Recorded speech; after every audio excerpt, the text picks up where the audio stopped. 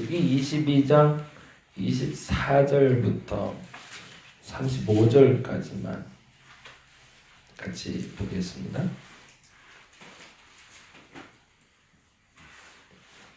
24절부터 오늘 볼 본문은 22장 21절부터 23장 30절까지인데 24장까지 봐야 이제 발람 이야기가 끝나거든요.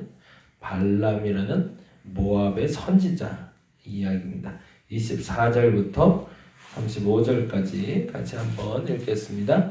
여호와의 사자는 포도원 사이 좁은 길에 섰고 좌우에는 담이 있더라. 나귀가 사자를 보고 몸을 담에 대고 발람의 발을 그 담에 짓누름에 발람이 다시 채찍질하니 여호와의 사자가 더 나아가서 좌우로 피할 데 없는 좁은 곳에 선지라. 나귀가 여호와의 사자를 보고 발람 밑에 엎드리니 발람이 노하여 자기 지팡이로 나귀를 때리는지라. 여호와께서 나귀의 입을 여시니 발람에게 이르되 내가 당신에게 무엇을 하였기에 나를 이같이 3번 때리느냐. 발람이 나귀에게 말하되 내가 나를 거역하기 때문이니 내 손에 칼이 있었다면 곧 너를 죽였으리라. 나귀가 발람에게 이르되 나는 당신이 오늘까지 당신의 일생 동안 탄 나귀가 아니냐. 내가 언제 당신에게 이같이 하는 버릇이 있었더냐. 그가 말하되 없었느니라. 그때에 여호와께서 발람의 눈을 밝히심에 여호와의 사자가 손에 칼을 빼들고 길에 선 것을 그가 보고 머리를 숙이고 엎드리니 여호와의 사자가 그에게 이르되 너는 어찌하여 내 나귀를 이같이 3번 때렸느냐. 보라, 내 앞에서 내 길이 사악함으로 내가 너를 막으려고 나왔더니 나귀가 나를 보고 이같이 3번 돌이켜 내 앞에서 피하였느니라. 나귀가 만일 돌이켜 피하지 아니하였다면 내가 벌써 너를 죽이고 나귀는 살렸으리라. 발람이 여호와의 사자에게 말하되 내가 범죄하였나이다. 당신이 나를 막으려고 길에 서는 줄을 알지 못하였나이다. 당신의 일을 기뻐하지 아니하시면 나는 돌아가겠나이다. 여호와의 사자가 발람에게 이르되 그 사람들과 함께 가라. 내가 내게 이르는 말만 말할지니라. 발람이 발락의 고관들과 함께 가니라. 아멘. 우리가 잘 아는 발람과 발락 이름이 좀 비슷해서 자꾸 헷갈리는데 발락이 모압의 왕이고요. 발람이라는 사람이 모압의 선지자입니다. 네. 저도 설교하면서 맨날 헷갈려요. 이 발락이 누군가 발람이 누군가 헷갈리는 얘기인데 사실은 이 22장부터 21장이죠. 21장부터 시작되는 요 발람이라는 사람에 대한 이야기 22장 1절부터 25장까지 생기는 이야기까지가 원래 연결이고 발람의 이야기는 22장부터 24장까지가 됩니다.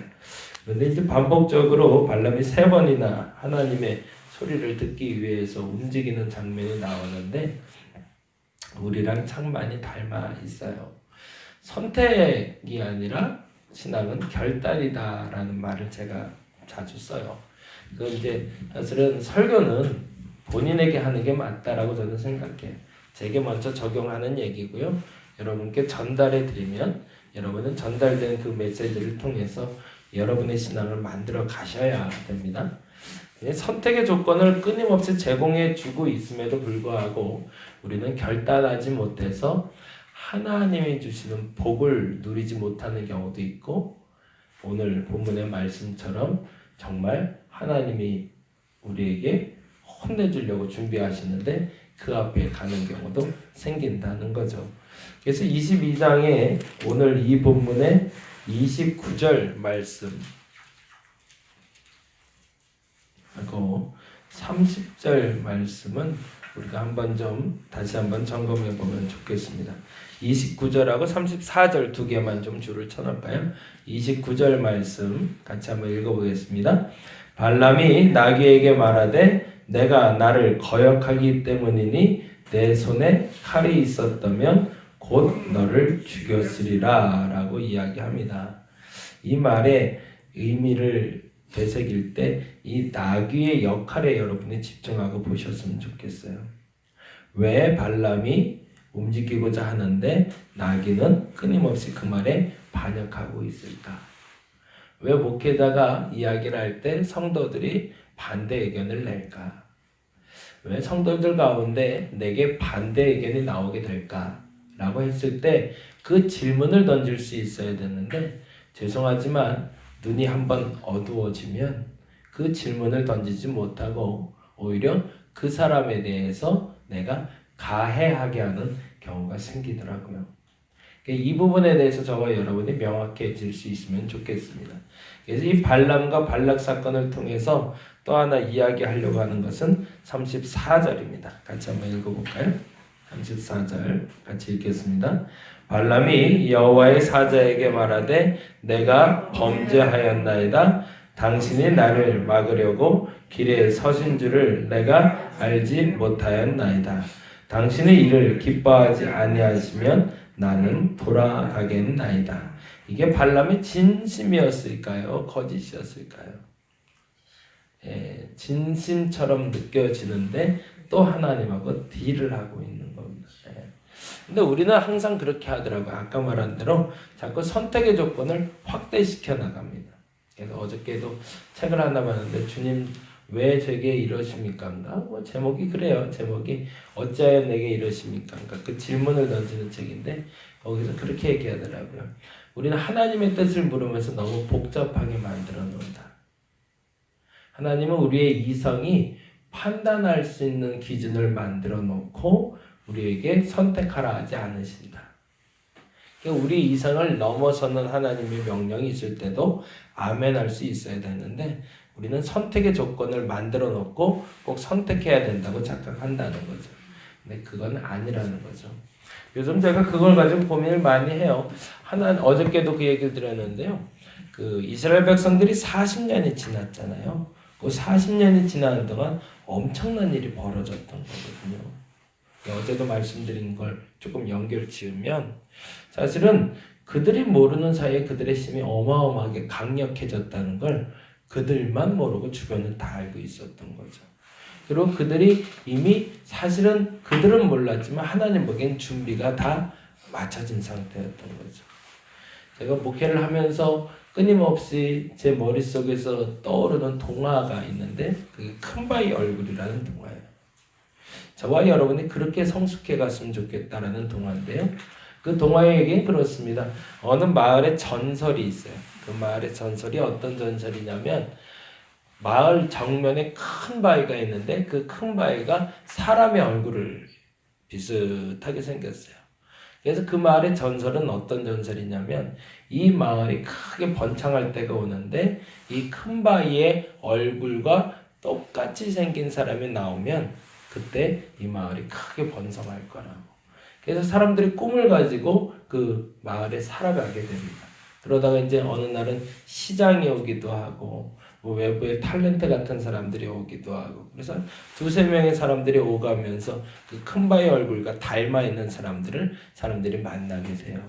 근데 와보니까 정작 외형적으로는 닮아 있지만 뭐 돈을 착취하는 시장이 오질 않나 여러 가지 일 때문에 사람들의 마음이 상하는.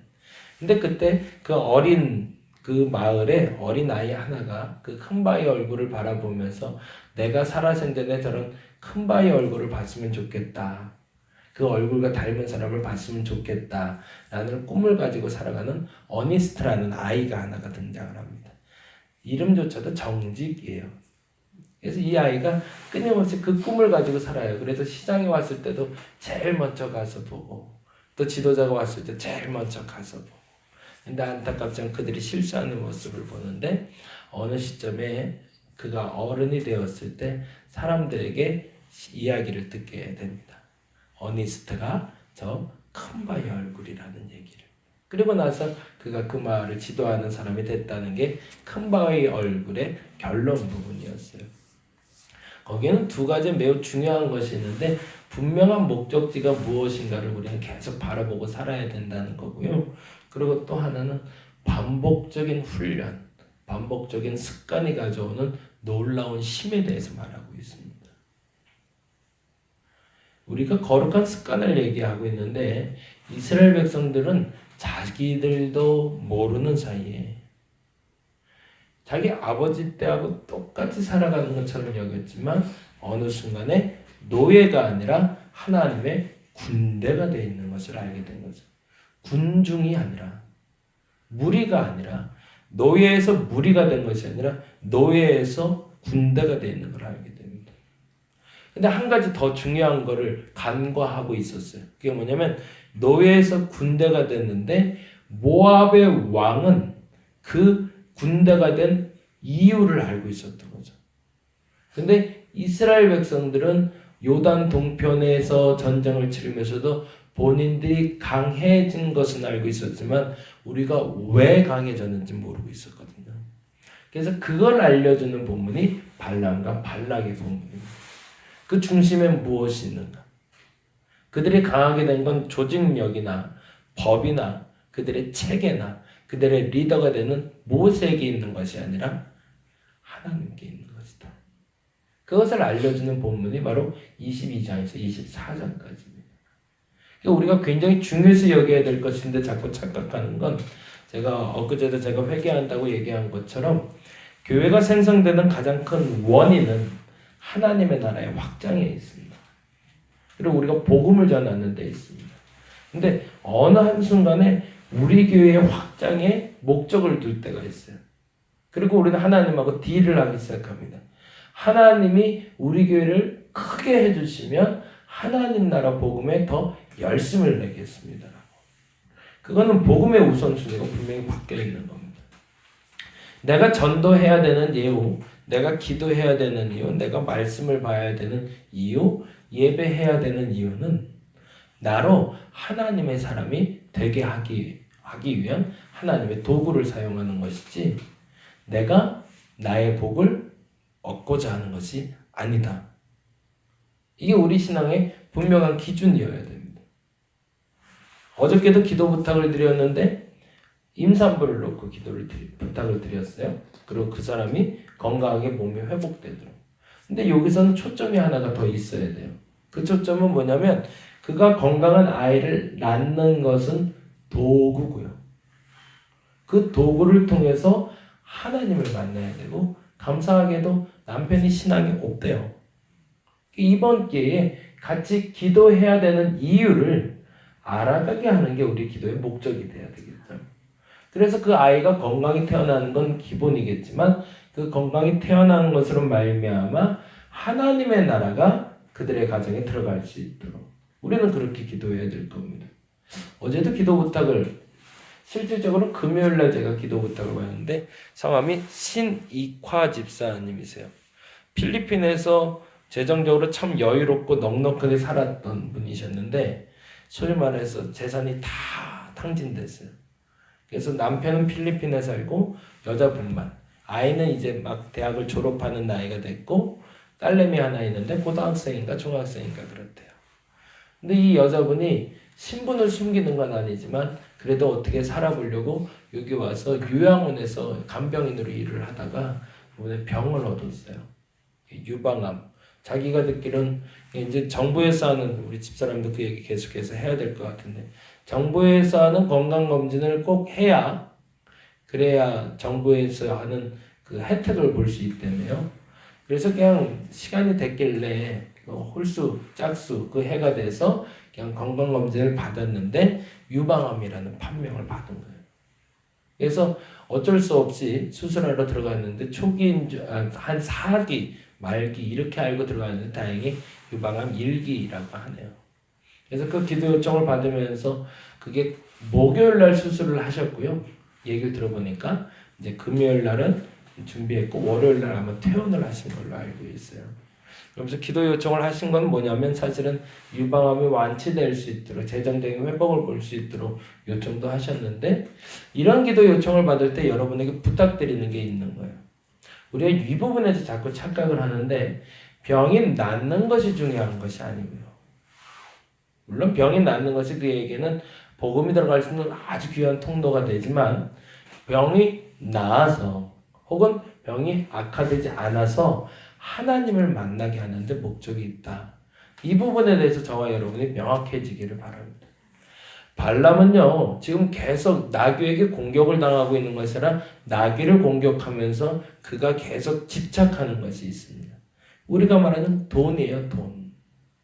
그는 분명한 예언가였고 바른 말을 할 수 있는 사람인데 돈의 유혹에 자꾸 넘어가요. 그리고 아니라고 말을 하면서도 끊임없이 더 많은 돈이 그 눈앞에 놓아졌을 때는 그 눈에 어두워져서 끊임없이 한 번 더 하나님께 요청을 하는 장면들이 우리 앞에 펼쳐집니다. 더 많은 것, 더 좋은 것 때문에 기도하는 것이 아닙니다. 하나님이 하라는 소리를 할 수 있는 저와 여러분이 되기를 간절히 바랍니다. 하나님이 하라 하는 일을 할 수 있는 저와 여러분 되기를 바랍니다.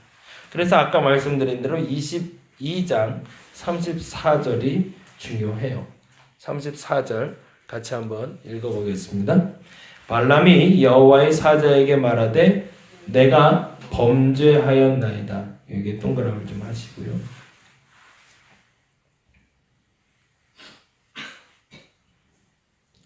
우리가 깨달아졌을 때는 다음과 같은, 사실은 이 중간 얘기는 핑계라 사실 하지 말아야 될 얘기가 그 마지막인데 다시 한번 읽습니다. 34절 발람이 여호와의 사자에게 말하되 내가 범죄하였나이다. 당신이 나를 막으려고 길에 서준 줄 내가 알지 못하였나이다. 당신의 일을 기뻐하지 아니하시면 내가 돌아가겠나이다. 해서 마지막 당신의 일을 기뻐하지 아니하시면 나는 돌아가겠나이다 라고 말할 수 있으면 좋겠습니다.